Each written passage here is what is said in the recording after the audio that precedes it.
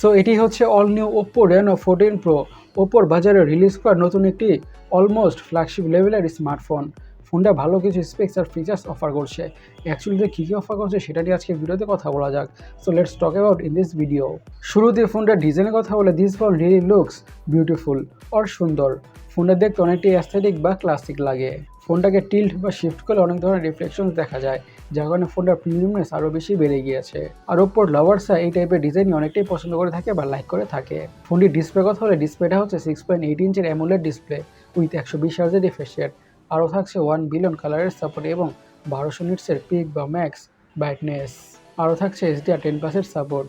এই প্যানেলটাতে অথবা ডিসপ্লেতে যে কোনো ধরনের content, YouTube videos, movies or series, you name it, anything দেখে অনেকটা ভালোভাবে এনজয় করা যাবে।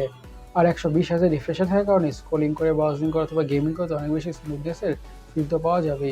আর যেহেতু থাকছে HDR10+এর সাপোর্ট, তার মানে হচ্ছে কালারগুলো হবে ভাইব্রেন্ট আর পাঞ্চি, যে কোনো ধরনের কন্টেন্ট ওয়াচিং এক্সপিরিয়েন্স হবে স্মুথ বা নাইস।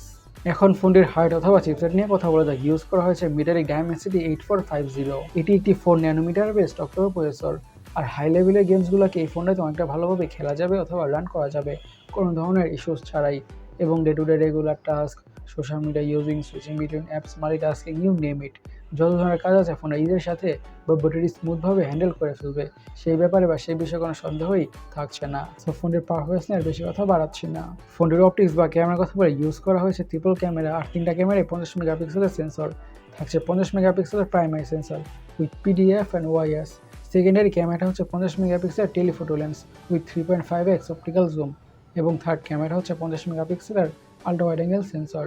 আর ফোনটা ইউজ করা হয়েছে 50 মেগাপিক্সেলের সেলফি ক্যামেরা। ফোনটার ভিডিও রেকর্ডের কথা বলে, ফোনটাকে দিয়ে 4K-তে 30 FPS আর 60 FPS এ ভিডিও রেকর্ড বা শ্যুট করা যাবে। ওপ্পোর স্মার্টফোনগুলোর পিকচার কোয়ালিটি নিয়ে অথবা ভিডিও কোয়ালিটি নিয়ে বেশি কথা বাড়াচ্ছি না, কজ পিকচার কোয়ালিটি অথবা ভিডিও কোয়ালিটি অলওয়েজই বেস্ট ইন ক্লাস অথবা বেস্ট ইন বিজনেস হয়ে থাকে, বিশেষ করে ক্যামেরাটা কনসিডার করলে। ফোনটি দেওয়া থাকছে ডুয়াল স্টেরিও স্পিকার্স।